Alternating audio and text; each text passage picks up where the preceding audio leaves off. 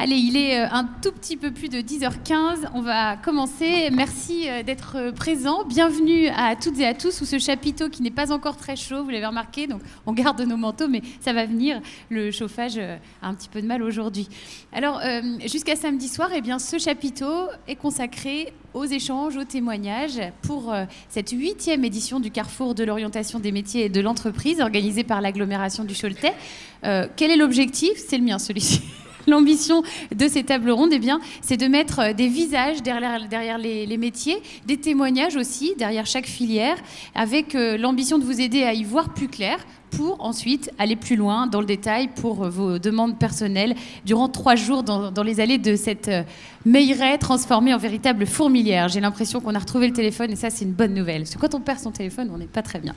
Alors, si vous êtes présent ce matin dans cette salle, c'est que vous le savez peut-être. Si vous ne le savez pas, je vais vous le donner, cette information. 500 postes par an sont à pourvoir pour les 10 ans à venir dans la région des Pays de la Loire. 500 postes pour ces métiers de la mode. Et c'est un comble. Eh bien, l'industrie de la mode a du mal à trouver des techniciens hautement qualifiés pour travailler dans les ateliers, notamment maroquinerie, habillement, chaussures. Les intervenants réunis ce matin illustrent la diversité de ces métiers de la mode. J'ai le plaisir de vous les présenter, à commencer par, non pas à mes côtés, mais juste après, Laurent Vandenborre, délégué général de Mode Grand Ouest. Bonjour Laurent, bienvenue. Bonjour. Nous accueillons également Guy Cancelier, tout au bout de la table ronde à gauche, président du groupement régional de la chaussure des Pays de la Loire. Bonjour à tous. Bienvenue ici. Edgar Schaffhauser, que je prononce correctement, est délégué général de la Fédération française de la maroquinerie. Donc on a aussi le plaisir de l'avoir parmi nous. Bonjour à tous. Et puis à mes côtés, il a retrouvé son téléphone, c'est Jean-Yves Papin, dirigeant du groupe Ofica, vice-président de Mode Grand Ouest et président de l'association pour la promotion de l'habillement de l'Ouest. Donc vous l'avez compris, on a avec nous vraiment les représentants de toute cette industrie de la mode. Et la première question que je vais vous poser, messieurs, pour bien comprendre que oui, le cœur des industries de la mode bat à Cholet, dans le Choletais, en 2017, et même si historiquement ça a commencé il y a bien longtemps, mais aujourd'hui en 2017 c'est encore plus vrai. Quelles sont les grandes tendances, les chiffres clés qui permettent de bien comprendre que ces secteurs de la chaussure, de la maroquinerie et de l'habillement sont présents sur le territoire? Laurent. Ce qu'il faut retenir, c'est qu'aujourd'hui, le secteur des industries de l'habillement emploie en France 45 000 personnes environ. Le secteur du textile, près de 60 000. Je laisserai mes collègues compléter les données chiffrées. Pour notre secteur, ce que je retiens, c'est qu'après une période où les effectifs ont durablement baissé fortement pendant une vingtaine d'années, on a quasi atteint un niveau stable où on ne perd plus d'emplois pour plusieurs raisons. La première, c'est que le secteur remplace pratiquement toutes les personnes qui partent à la retraite.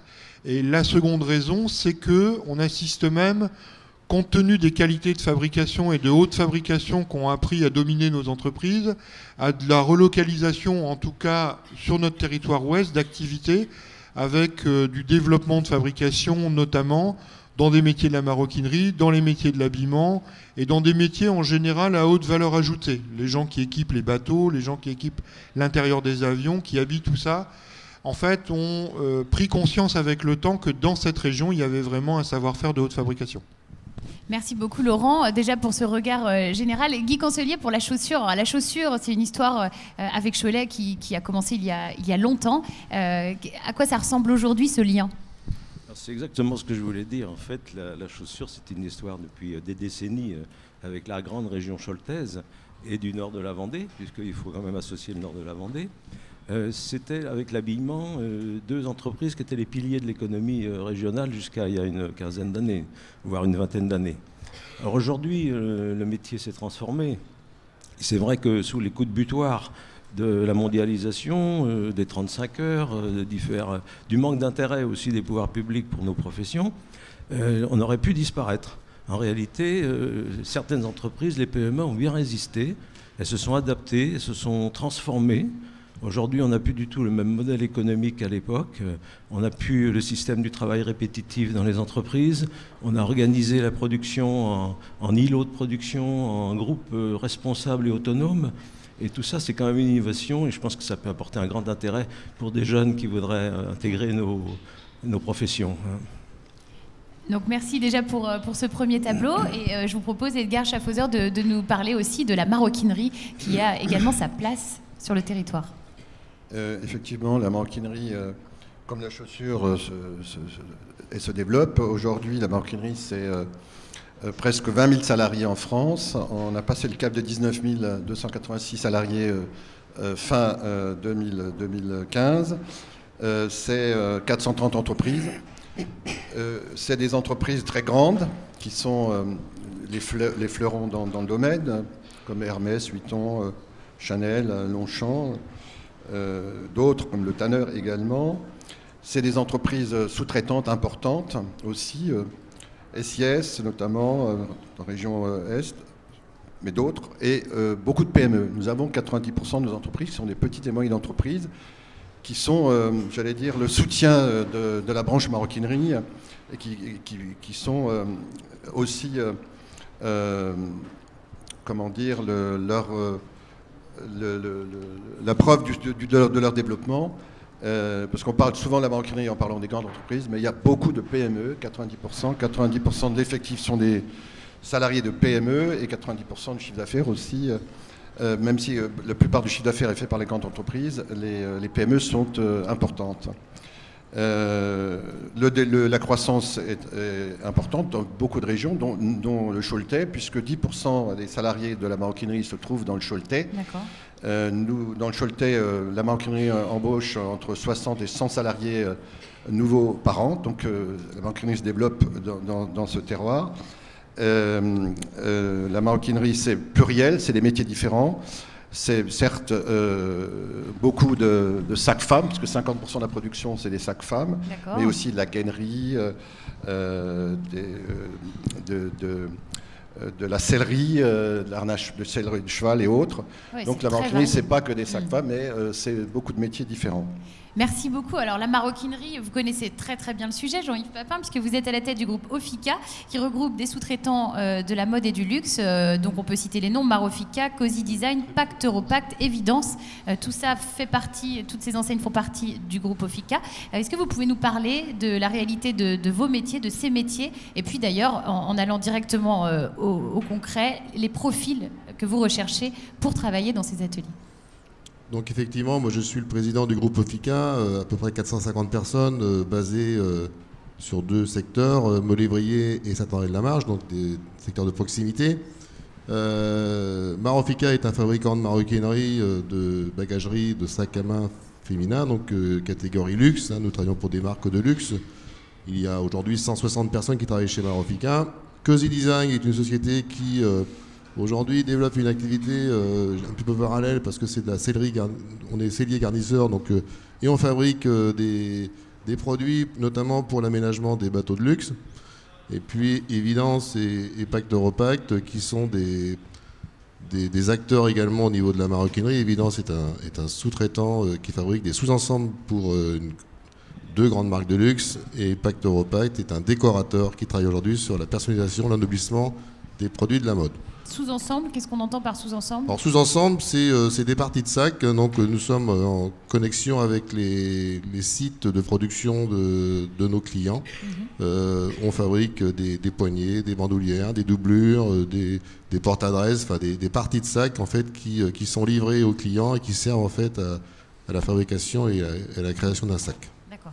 Donc on imagine que pour tous ces produits très spécifiques du luxe, il faut des savoir-faire qui vont avec. Alors les savoir-faire, c'est vrai qu'on les a un peu perdus parce que depuis une génération, le secteur de la mode a beaucoup souffert de l'image. Donc on a perdu un peu ce côté industriel.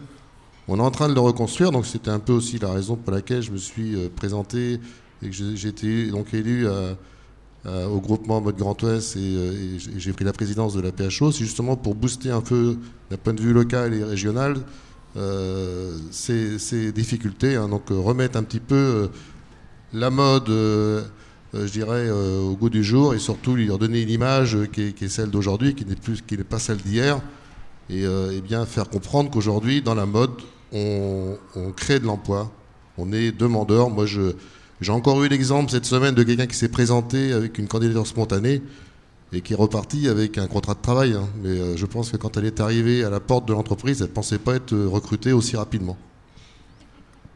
Comment on peut expliquer cette problématique qu'on rencontre à la fois dans la chaussure, dans la maroquinerie, dans l'habillement, pour ces métiers de la mode, alors qu'on imagine qu'il y a quand même une image positive qui est associée, Laurent Van den Borre?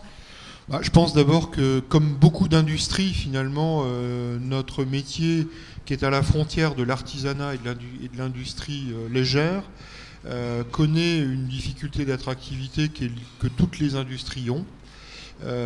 Malheureusement, notre secteur mode n'est pas toujours regardé, j'entendais avec beaucoup d'intérêt le président Cancelier le dire, mais nos instances territoriales sont toujours beaucoup plus attirées par les messages autour de l'aviation ou du grand nautisme ou de l'éolien. Et pourtant, force est de constater que les emplois du secteur, c'est 8% des emplois de l'industrie régionale. C'est pas rien, c'est 12 000 emplois directs en Pays de la Loire. Et finalement, on a à la fois à reconquérir notre image auprès des familles, auprès des jeunes, avec un visage de la profession qui a fortement changé. Ça ne ressemble plus du tout, je dirais, au métier un peu taylorien qu'on a pu connaître, où chacun exécutait une tâche spécifique. C'est plutôt un peu des laboratoires, les entreprises, je dirais, avec une capacité de haute fabrication. Et puis on a aussi finalement à reconquérir notre image auprès des représentants des territoires, du gouvernement, etc., parce qu'on a été une industrie justement un peu sacrifiée en termes de messages par rapport à l'export de l'aviation, du TGV, etc. Donc on a un peu ce double travail à faire qu'on fait de façon, et sur laquelle on commence d'ailleurs à observer des signaux intéressants. Ce qui est vrai, c'est qu'on a vraiment besoin d'un coup de main parce qu'on sent que l'emploi est là. À un moment où on parle d'inversion de courbe, nous, on n'est pas dans le dire, on est plutôt dans le faire. Et en fait, on a besoin d'être accompagné vraiment très rapidement parce que peut-être aujourd'hui, il y a des marchés qu'on pourrait encore plus vite prendre et qui nous échappent un peu et on a toujours un peu de peine à laisser partir du boulot en Italie qu'on pourrait prendre ici en France dans les Mauges. À quoi ressemble justement le quotidien dans ces ateliers aujourd'hui? Quels sont les postes, quels sont les noms des postes pour lesquels on a besoin de savoir-faire, de main, d'hommes ou de femmes d'ailleurs, parce que je suppose que l'idée c'est aussi de rendre de la mixité dans ces ateliers. Alors ne parlons pas que d'ateliers. Enfin, pour la chaussure, je pense qu'il ne faut pas parler seulement des ateliers, parce que les entreprises de chaussures régionales, et pratiquement toutes celles qu'il y a en France aujourd'hui, sont toutes des entreprises à marque. Elles ont donc c'est pas que la fabrication. Elles développent le marque, et donc elles ont la création, le bureau d'études, les chefs de produits, et ensuite toute la chaîne derrière, un peu de production. Mais effectivement aussi, il faut bien le dire, une production externalisée, parce que c'est indispensable. Je n'y aurait pas un bon équilibre dans ces entreprises, elles ne pourraient pas survivre s'il n'y avait pas une partie externalisée, sauf pour des produits extrêmement particuliers. Donc il faut bien raisonner en entreprise globale. En fait, il y a tout dans l'entreprise jusqu'à la logistique. Et donc ça offre beaucoup de postes très divers et variés. L'administration des ventes, c'est intéressant. La production aussi. La création, c'est très intéressant. Le bureau d'études, etc. Donc ces entreprises qui produisent un peu, externalisent aussi. Ça dépend. Il y a des proportions très diverses entre les entreprises de la région. Maîtrisent à peu près tout en fait, ils produisent à l'extérieur, mais leurs créations, comme je viens de le dire, sont internes, les matières premières sont contrôlées en interne, les méthodes de travail qui seront appliquées sont décidées en interne, et tout le réseau commercial est complètement maîtrisé par les entreprises, y compris les nouvelles méthodes de distribution comme les réseaux sociaux et Internet. Donc voilà, il y a tout un tas de postes. Ce qui nous différencie un petit peu de l'habillement, parce que nous, on est plutôt entreprise à marque et entreprise globale. Ouais, ça c'est la spécificité pour la chaussure. C'est pas forcément vrai pour la maroquinerie. Là, je me tourne vers vous deux, où on est encore dans ces... Enfin, je dis pas encore, mais c'est quoi la réalité aujourd'hui de la fabrication, des métiers recherchés ? Dans la maroquinerie, déjà, on tend vers la mixité, mais on ne l'atteint pas, puisque 80% de l'effectif est de l'effectif féminin. 80%. Mais pour autant, on essaie au maximum aussi de convaincre les garçons qu'ils ont leur place aussi dans la maroquinerie. Et de ce point de vue-là, nos entreprises sont également ouvertes aux jeunes hommes pour les métiers qu'ils proposent, notamment le métier de piqueur, piqueuse, coupeur, préparateur en maroquinerie, selliers maroquiniers, selliers harnacheurs, selliers garnisseurs, gainiers aussi, maltiers prototypistes, maquettistes. On a de plus en plus besoin de faire des prototypes, que ce soit dans les grandes maisons ou moyennes. Metteur au point, responsable d'atelier aussi, il en faut. Technicien qualité, chef d'équipe. Voilà les postes qui sont recherchés dans la branche maroquinerie. Alors pourquoi ces postes, ces métiers-là, finalement, on n'entend pas forcément beaucoup parler. Quand on parle mode, on entend modéliste, on entend... c'est ça aussi qui n'a pas aidé ou qui n'aide pas Je crois que c'est le travail qu'on essaie de faire depuis quelques années au sein de notre organisation professionnelle et avec notre mouvement fédéral. C'est qu'en fait, il y a eu quelque part une orientation... j'allais dire, et c'est propre d'ailleurs à beaucoup de métiers, un peu col blanc, avec une approche de formation où l'idée c'était de dire restons le plus longtemps possible à l'école. Le problème c'est qu'aujourd'hui l'industrie elle a besoin de personnel correctement formé et normalement avec un baccalauréat professionnel correctement préparé, il y a du boulot aujourd'hui qu'attend des centaines de jeunes ou des milliers de jeunes. Et ça je crois que c'est un message qu'il faut un peu rectifier, c'est que dans les entreprises, je rejoins un peu ce que disait Cancelier, on a aussi, nous, beaucoup de métiers dans nos entreprises à marque, mais le principe de réalité, c'est pour ça que j'ai cette sensibilité très industrielle dans une terre industrielle, c'est que quand dans une entreprise de 100 personnes, il y a 5 à 10 personnes qui mettent au point les produits, il y en a 80 derrière qui les fabriquent, quoi.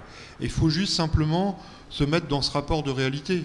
Nous, on n'a pas envie de raconter une histoire qui n'est pas la vraie histoire. Oui, Jean-Yves Papin. Je voudrais juste rajouter, c'est vrai que bon, moi je suis dans le concret en tant que chef d'entreprise. On a souvent mis en avant le côté glamour de la mode, donc le côté création, le côté style.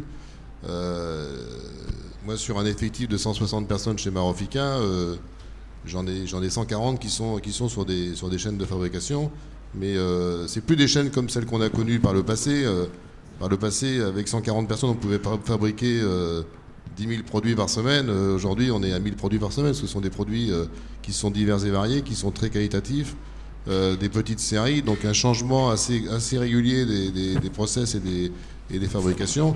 Donc c'est plus le travail à la chaîne, comme d'ailleurs il faut changer un petit peu les termes, c'est plus le travail à la chaîne comme on a pu l'entendre, ou comme on a pu aussi ce message transmis par les générations qui nous ont précédés. Le métier a beaucoup changé, c'est pour ça qu'on ouvre aussi beaucoup nos portes pour que les gens viennent constater que le travail à la production est un travail de qualité, mais aussi un travail très intéressant avec des conditions de travail qui ne sont plus celles du passé. Qui se rapproche, comme le disait Laurent Vonenbord, presque de l'artisanat finalement.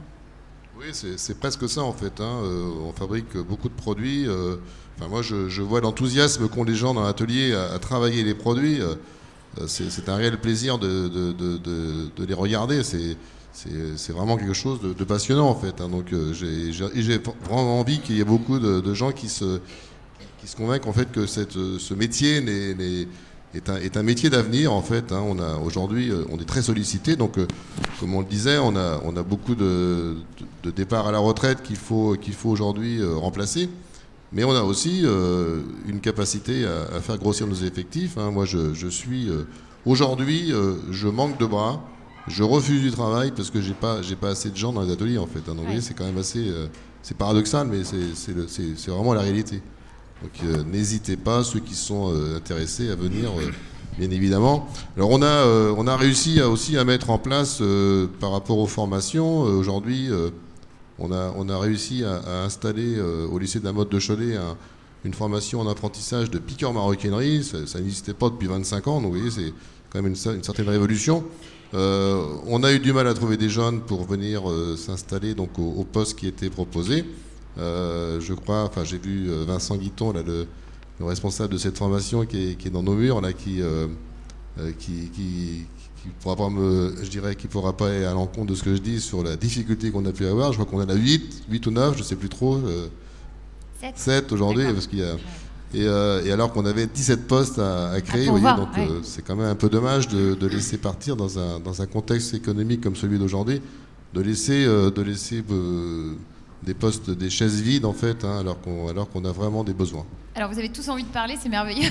Edgar Chaffour. Une précision simplement, la maroquinerie actuellement, elle recrute 700 personnes en moyenne par an, dont la moitié en remplacement de de salariés qui partent en retraite et l'autre moitié en création de nouveaux postes. Oui, voilà. Oui, donc clairement, les opportunités sont là.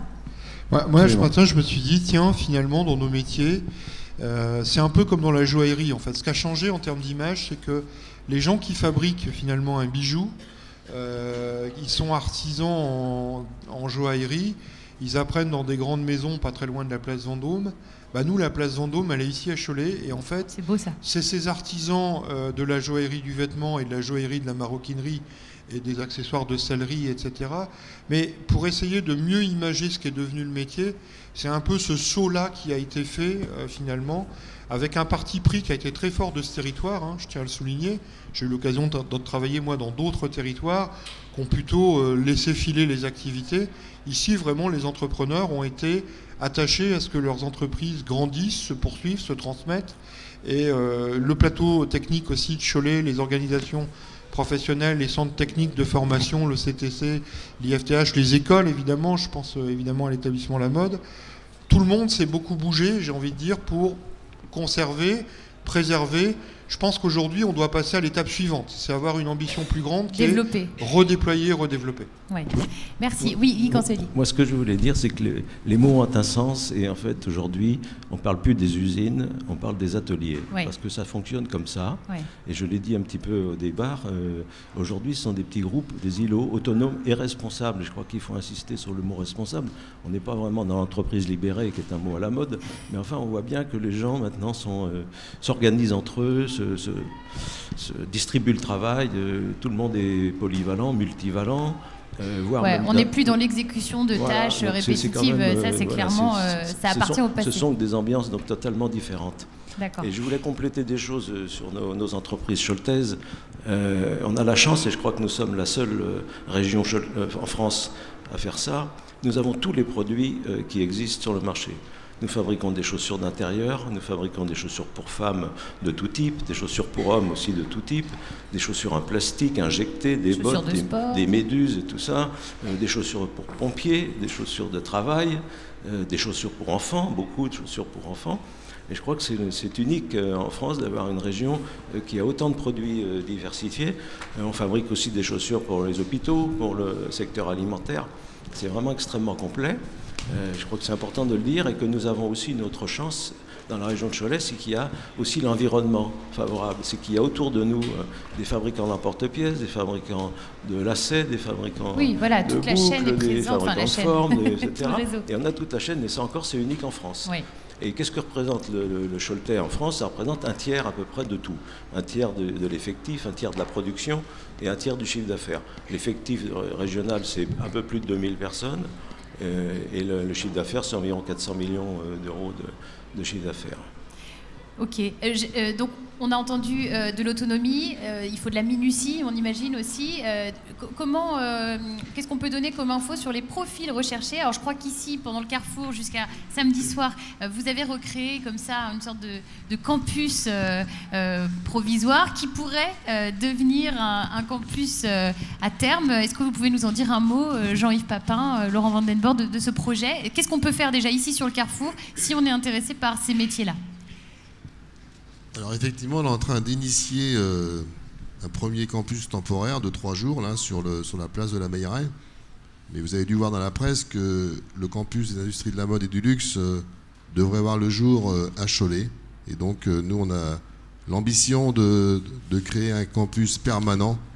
Donc une ouverture qui va se faire, on pense prochainement, et qui va surtout permettre de donner justement cette image qui a été négative, très négative sur le domaine de la mode, et qui va aussi donner un lieu, une adresse, une méthode, quelque chose qui va permettre en fait à des jeunes de s'intéresser à ces métiers. Oui, Laurent, merci.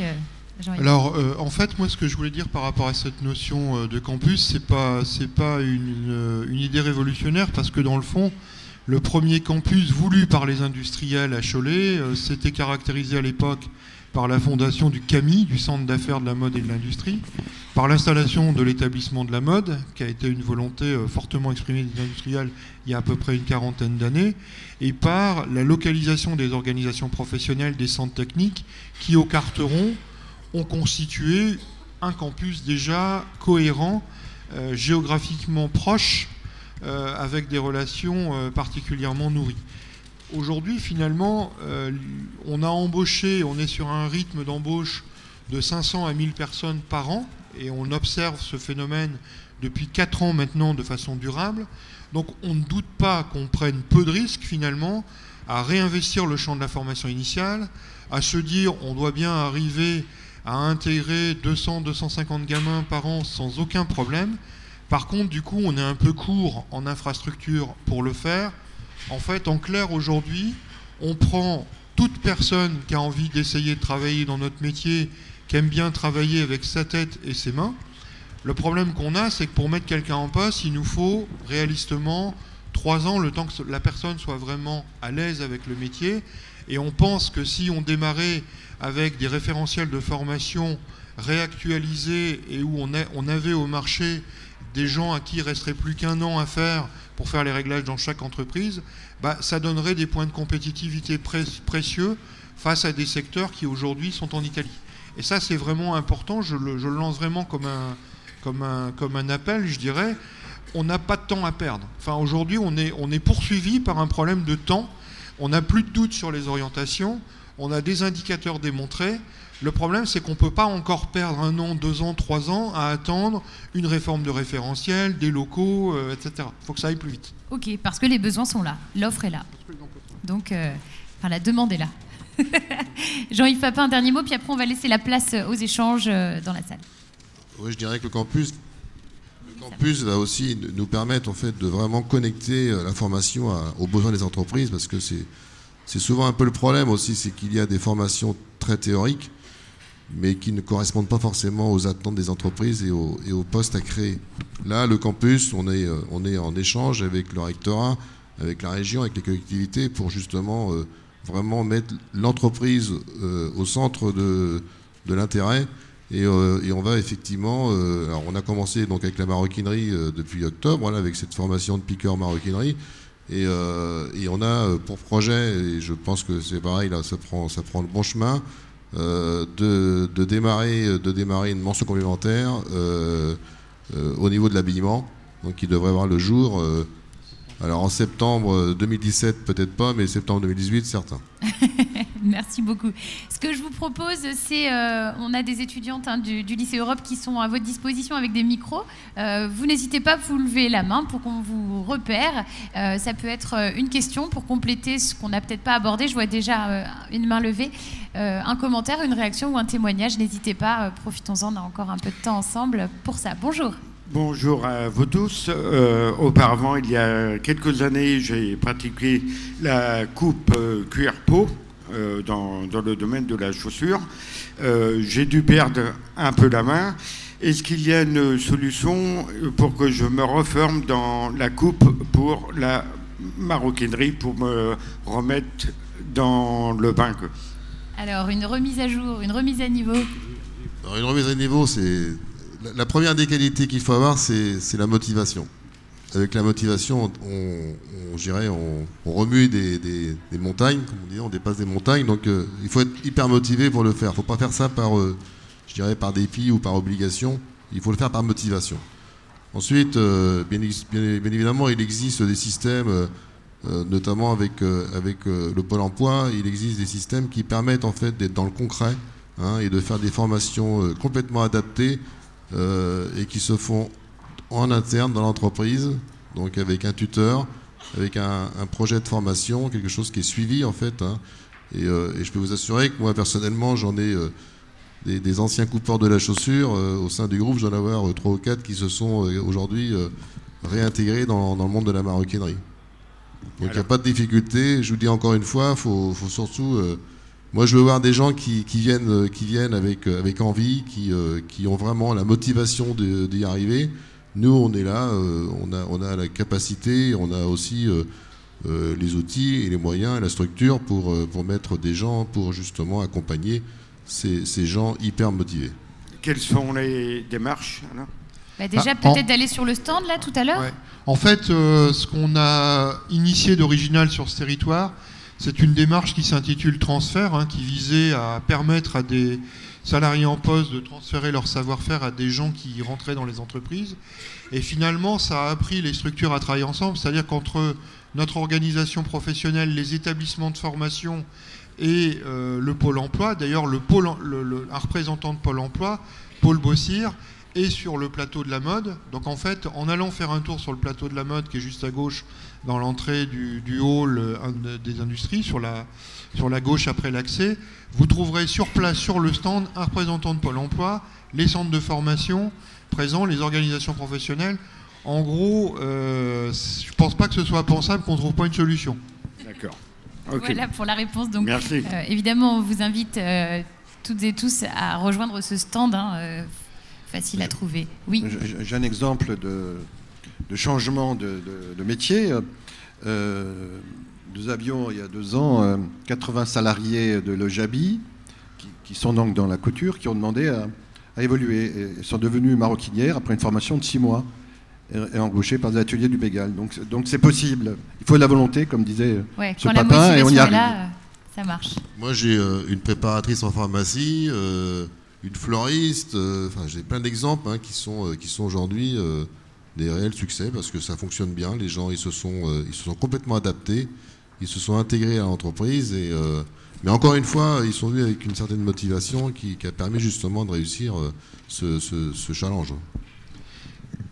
Ouais, ce que je voudrais dire, c'est que dans cette opération de transfert qu'on mène depuis 3 ans, on a aidé nos entreprises à trouver 1300 personnes. 1300 personnes qui étaient sans emploi et qui, en intégrant un processus d'intégration des entreprises, aujourd'hui sont en CDI dans une entreprise du territoire, ceux auprès de 140 entreprises différentes dans tout le territoire ouest. Et ce qui m'a marqué dans les échanges que j'ai eus avec ces différents demandeurs d'emploi devenus salariés, puisqu'au lancement de l'opération, j'allais sur tous les bilans rencontrer les gens pour essayer de comprendre ce qui se passait, ce qui les avait amenés à venir dans ce métier, j'ai retenu 2-3 choses vraiment importantes.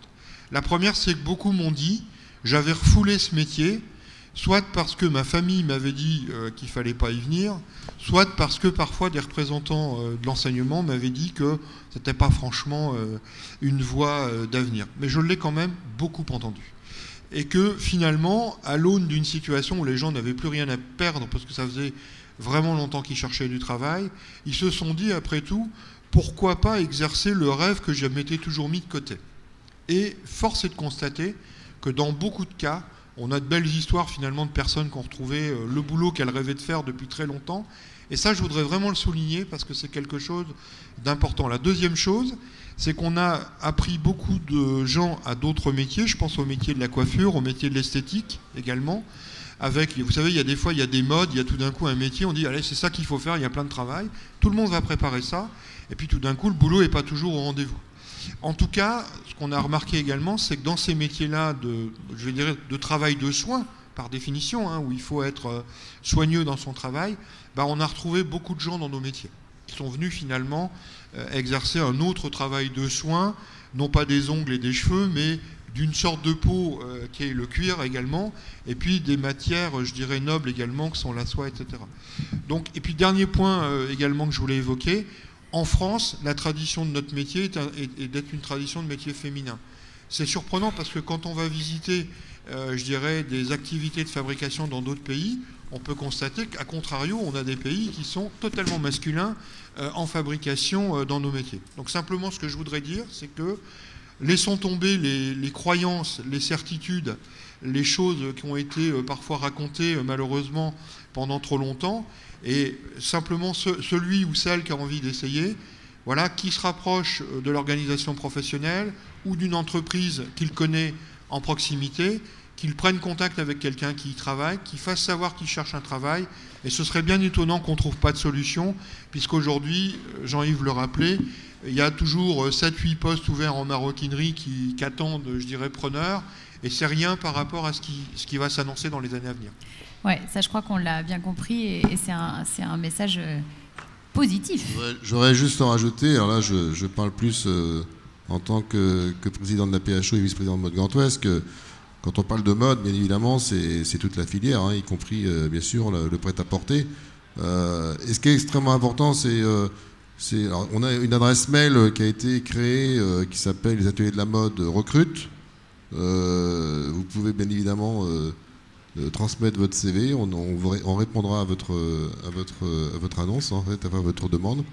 Et puis ce qui est important, c'est de commencer l'activité souvent par le bon bout, c'est-à-dire qu'on s'imagine que les métiers de la production sont pas forcément les métiers les plus nobles, mais on peut très bien démarrer par la production. Quand on maîtrise la production, on est capable d'évoluer si on a les capacités et l'envie. Un point de départ et on peut finir responsable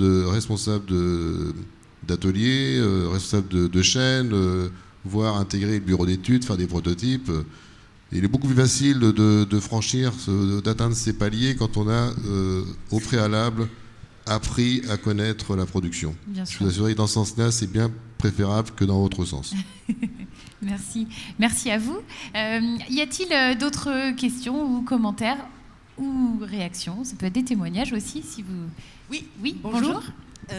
D'abord une question, la formation pour adultes, est-ce qu'elle s'effectue en centre ou vous la faites vous-même en interne?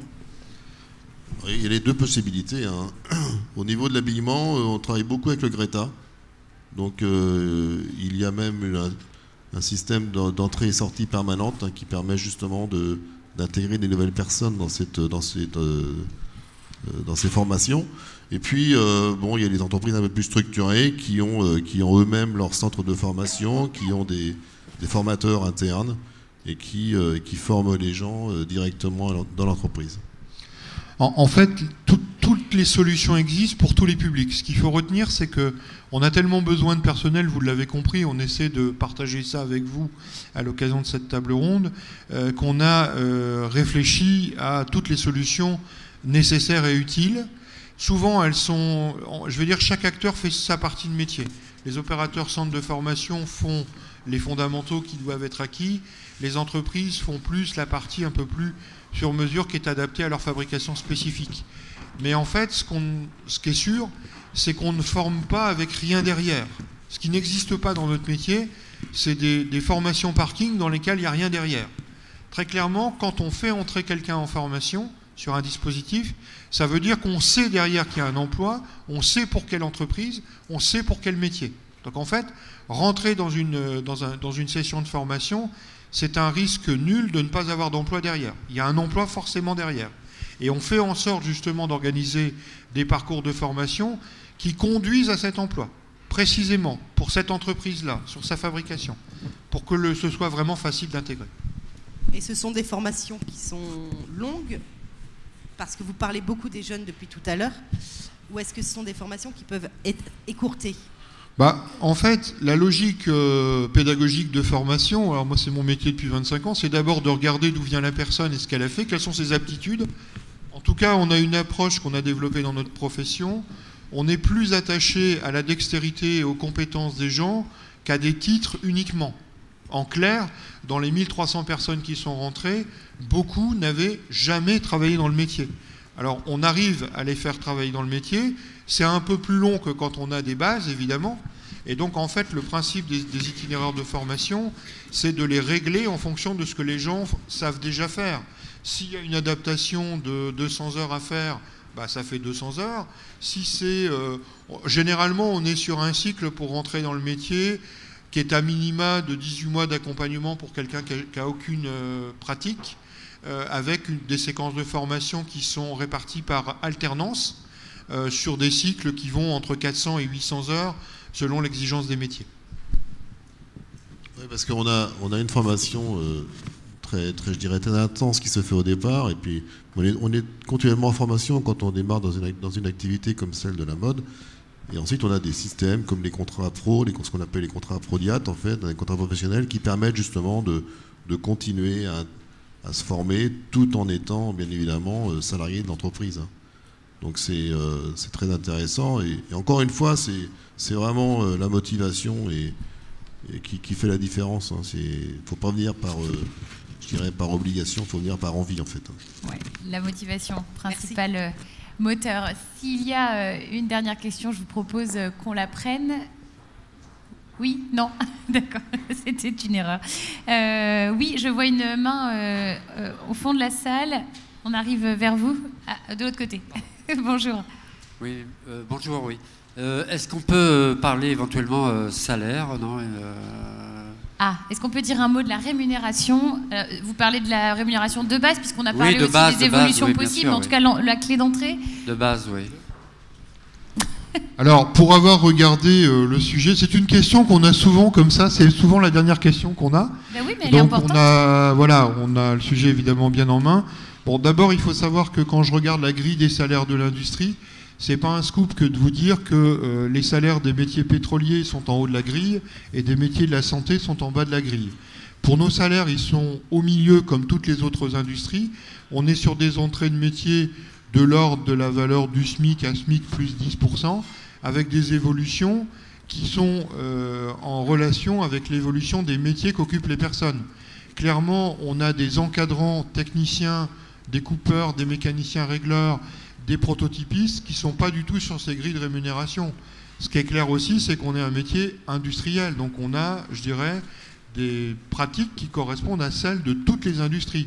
La seule chose que je voudrais dire, elles ne sont pas moindres que dans d'autres secteurs industriels.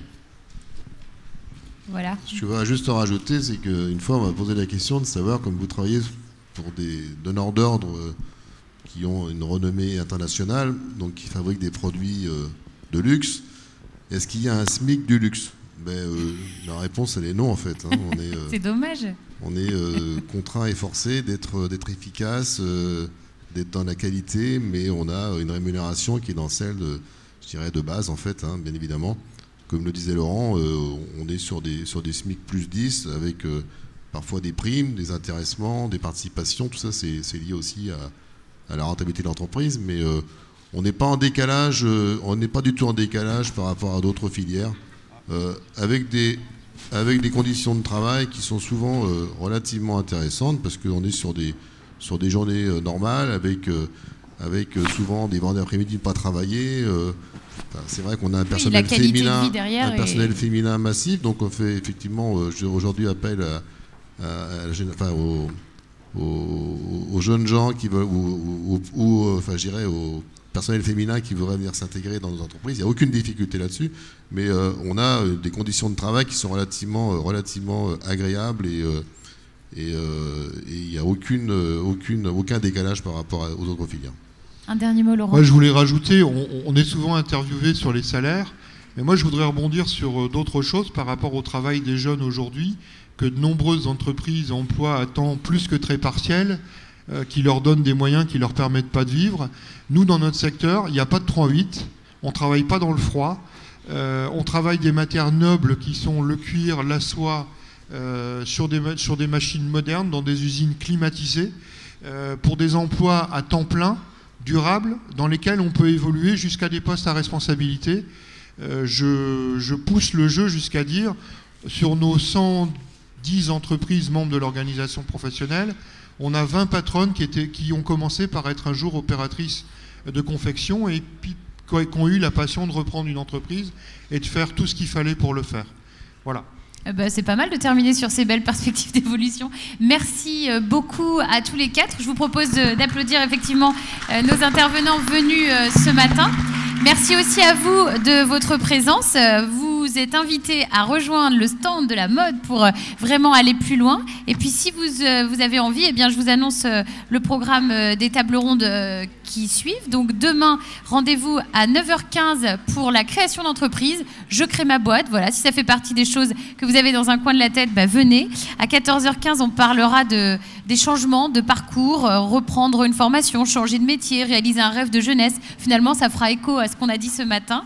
Et puis samedi, 5 rendez-vous à 9h, les métiers de la petite enfance, de la naissance à l'école maternelle.